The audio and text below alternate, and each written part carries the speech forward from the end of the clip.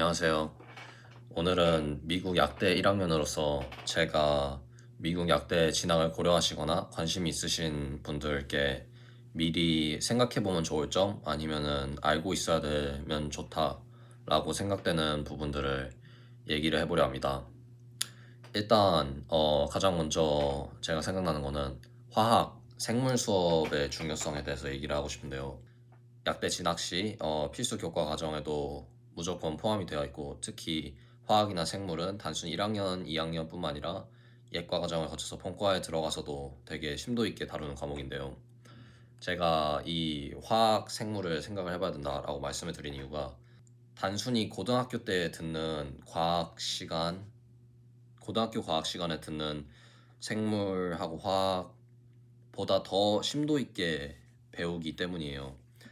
어, 이제 미국 고등학교를 다니시거나 아니면 미국 고등학교 교육 과정에 준하는 국제학교를 다니시는 분들은 이제 AP, AP 화학, AP 생물 등을 접하실 기회가 분명히 있을 텐데요. 저는 무조건 기회가 있으면은 이 두 개 다, 아니면은 두 개 중 하나라도 꼭 듣는 거를 추천을 해드려요. 왜냐하면 제가 느낌 봐도 그렇고 주변을 봐도 그런데, 이제 화학하고 생물을 들으면서 약간 고전하는 경우가 굉장히 많더라고요. 어렵기도 하고 또 고등학교 수준하고 다르기 때문에, 그래도 가장 근접하게 배울 수 있는 게 AP 과정이기 때문에 그 수업을 들으시면서 이 정도 수준이구나, 아니면 내가 적성에 맞는다, 아니면 흥미가 있다라고 생각을 잘 해보시고 약대 진학 결정을 내려주시면 좋을 것 같습니다. 두 번째로 말씀드리고 싶은 거는, 이제 본인이 시간과 노력을 부을 준비가 되었는가, 그리고 어떻게 보면 좀 인내심이 있는가를 생각을 해봐야 된다고 저는 생각해요. 왜냐하면은 약대 과정, 미국 약대 과정 같은 경우 어느 이제 프로그램마다 조금씩 다르지만 대개 6년에서 8년 혹은 그 이상의 시간이 걸리는 과정이란 말이에요.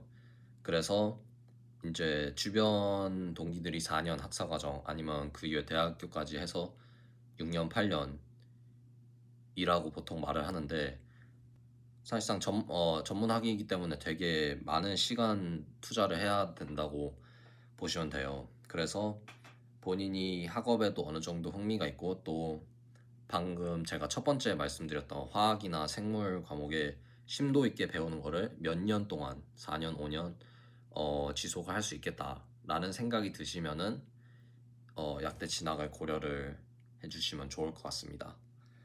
그리고 세 번째로 제가 말씀을 드리고 싶은 거는, 이제 아무래도 당연한 얘기일 수도 있겠지만 약사라는 직업의 특성에 관련된 얘기인데요.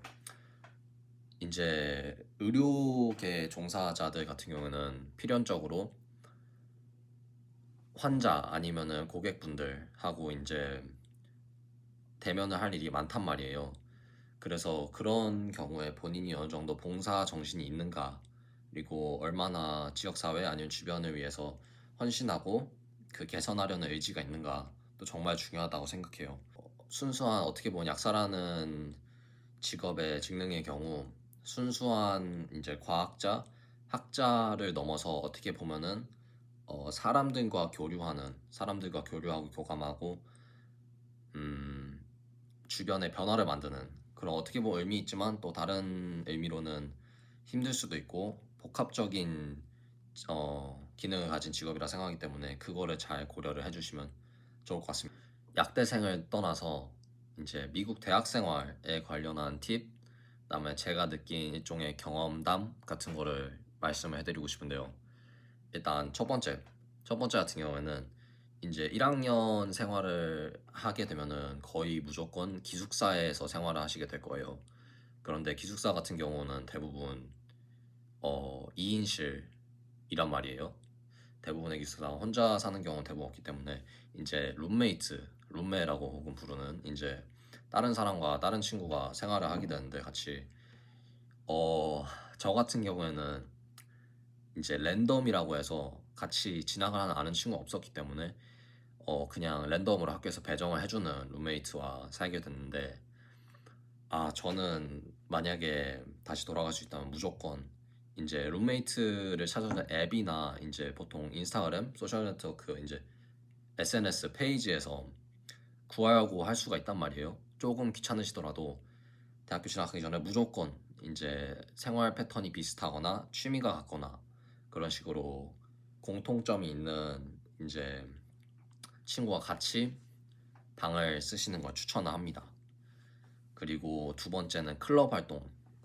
대학교라는 곳이 고등학교 혹은 그 다른 교육기관들에 비해서 훨씬 크고 사람들도 많고 다양하단 말이에요. 그래서 굉장히 다양한 클럽들, 그러니까 흔히 말하는 동아리들이 있는데 대학 생활에서 저는 그게 굉장히 중요한 부분이라고 생각해요.